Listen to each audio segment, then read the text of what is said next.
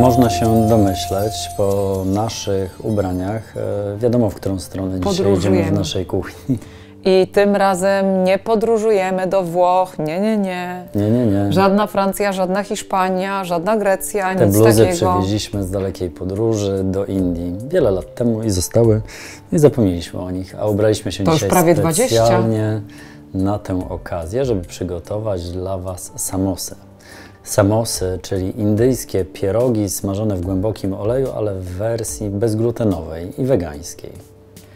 My nauczyliśmy się w Indiach jadać te takie najbardziej tradycyjne z ziemniakami, kalafiorem i groszkiem zielonym. I właśnie takie dzisiaj przygotujemy. Doprawione charakterystycznymi przyprawami dla tej kuchni z dużą dawką kuminu. Nie każdy lubi kumin, ale nam on się kojarzy bardzo z samosami, więc go dodamy. Jak komuś będzie przeszkadzało, może sobie go odjąć. Zabieramy się do roboty, przygotowujemy ciasto. Żeby zrobić dobre ciasto na samosy, skorzystaliśmy częściowo z naszego typowego ciasta pierogowego, ale udoskonaliliśmy je. Ale najpierw zaczniemy od zrobienia takiej bazy jak do ciasta pierogowego. Jest tutaj mąka gryczana, ryżowa i ziemniaczana. I teraz te mąki mieszamy. Zrobimy to za pomocą rózgi ręcznej. I rozdzielamy mąkę na dwie równe części. Plus minus. Nie będziemy tego rozważać. Nie będziemy. Zrobimy to na tak zwane oko. Dodam do takiej miski, w niej będzie mi wygodniej zmiksować mąkę na klej, bo zaraz dodamy do mąki wrzątku. O tak, podzieliliśmy na pół. I żeby teraz sól się dobrze rozpuściła, dodamy ją do tej części mąki, którą zalewamy wrzątkiem. Jedna połówka szklanki i druga połówka szklanki, czynią całą szklankę wody. Skorzystałam z połówki, ponieważ to właśnie połówką szklanki odmierzałam nasze mąki. I zobaczcie, mamy tutaj klej, który za chwilę zmiksujemy, żeby on był idealnie gładki.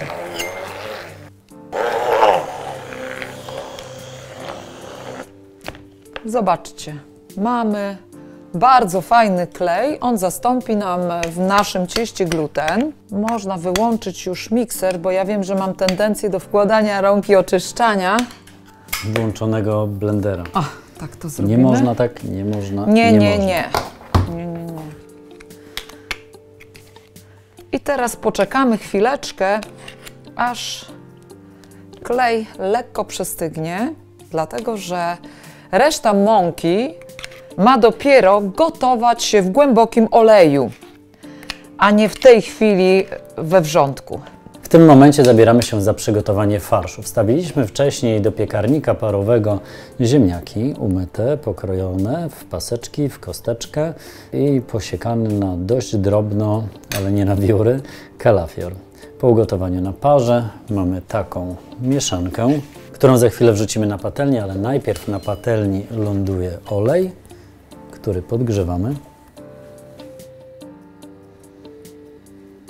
Olej podgrzewamy po to, żeby podprażyć na nim przyprawy, ponieważ w kuchni hinduskiej nic nie dzieje się bez podprażania przypraw. Na talerzyku mamy zmielony kumin, o którym wcześniej wspominaliśmy. Curry, pieprz czarny pieprz i chili. 4 rzeczy. Wrzucamy, mieszamy. Uważamy, żeby się nie przypaliło, ale żeby nabrało na tyle temperatury, aby uwolniło swój aromat. I już wystarczy. Jest to idealny moment, aby wrzucić ziemniaki i kalafior.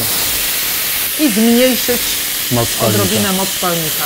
Dorzucamy także sól, ponieważ nie chcemy, żeby pierogi były jałowe. Zaraz sprawdzimy, czy jest jej wystarczająco.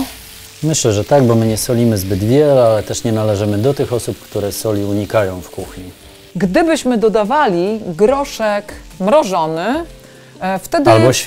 Albo świeży, wtedy na pewno byśmy bardziej posolili, ale groszek konserwowy, taki z puszki, już jest trochę słony, więc tej soli myślę, że na pewno wystarczy.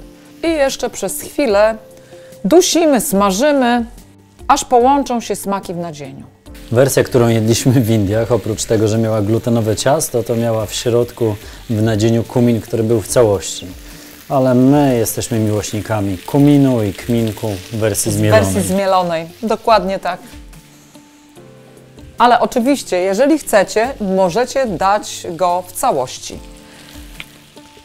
Ciasto trochę odpoczęło, już nie jest takie wrzące. Zobaczcie, mogę dotknąć spokojnie dłonią. Teraz przygotujemy suchą część. I tu właśnie zaczyna się modyfikacja ciasta pierogowego, bo gdybyśmy robili ciasto pierogowe, wystarczyłoby w tej chwili dorzucić tą mąkę do tego ciasta, dobrze zagnieść, dodać trochę oleju i już. Ale my chcemy, żeby ciasto było kruche, dlatego dodajemy jeszcze mąki z ciecierzycy i tak jak w kruchym cieście zaraz wytłuścimy tą suchą część mąki. Trochę zamieszamy i dodajemy oleju. I teraz rozcieramy w palcach, tak jak się rozciera ciasto, na kruche ciasto bądź tarte. Palnik możemy wyłączyć i czekać, aż farsz trochę przestygnie, żeby dało się go później wkładać do samosób. Jeśli podoba Wam się ten odcinek, możecie go polubić, zasubskrybujcie kanał, jeśli tego jeszcze nie zrobiliście. A gdy naciśniecie ten dzwoneczek, zawsze dostaniecie powiadomienie, że coś nowego pojawiło się w naszej wegańskiej i bezglutenowej kuchni, tłumaczonej również na język angielski. Pamiętajcie, że można zadawać pytania i komentować na YouTubie, na Instagramie, na blogu kulinarnym i na Facebooku. Bardzo chętnie Wam odpowiemy.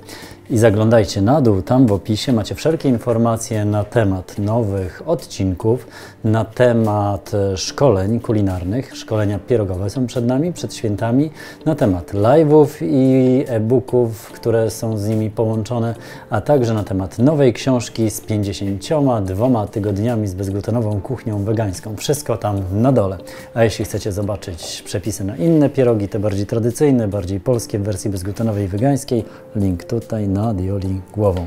I pora najwyższa połączyć dwie frakcje ciasta. Cały klej przekładamy do wytłuszczonej mąki i nie pozostaje nam nic innego, jak wyrobić ciasto.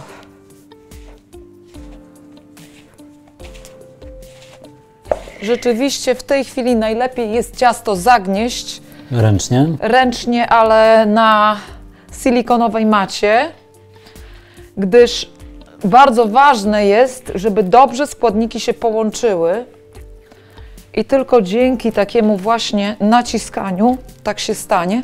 O, zobaczcie, coraz ładniejszą konsystencję to ciasto ma. Jest to również ten moment, kiedy możemy nastawić garnek i wlać do niego fryturę. Frytura roślinna. Ważne, żeby wybierać taką mieszankę olejów, która się nie dymi, ma bardzo dobre parametry smażenia. To jest mieszanka oleju rzepakowego i słonecznikowego, bez żadnych ulepszaczy, bez oleju palmowego. Jest naprawdę super. My z niej korzystamy, ponieważ zdajemy sobie z tego sprawę, jak ważne jest bezpieczeństwo przy smażeniu.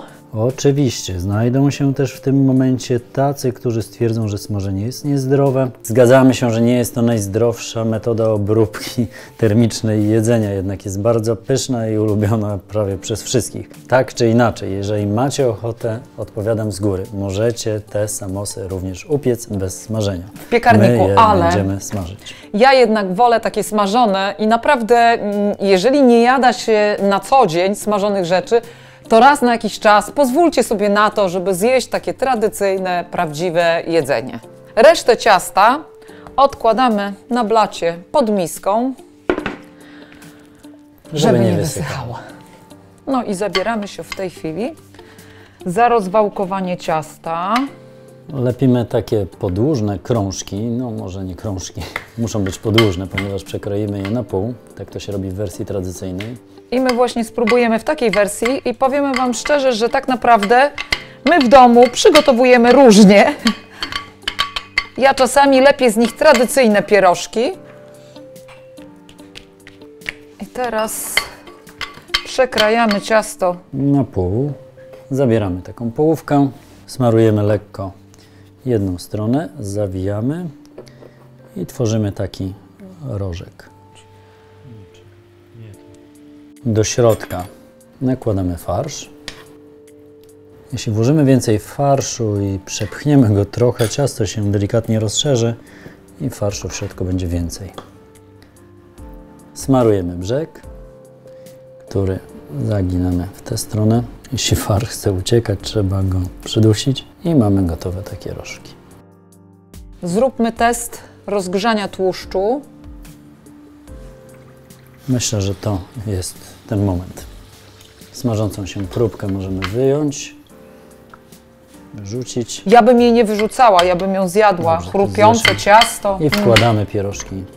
Tych, którzy Gdynię mają po drodze, zapraszamy na warsztaty kulinarne oraz do naszego bistro. A tych, którzy mają do nas daleko, być może zainteresuje nasz sklep internetowy. A na ateliersmaku.pl znajdziecie dokładny przepis oraz informacje o terminach warsztatów kulinarnych. Wyciągaj. Piękne, przyrumienione, pachnące. Wykładamy je na talerz ręcznikiem papierowym, a kolejne wrzucamy do smażenia.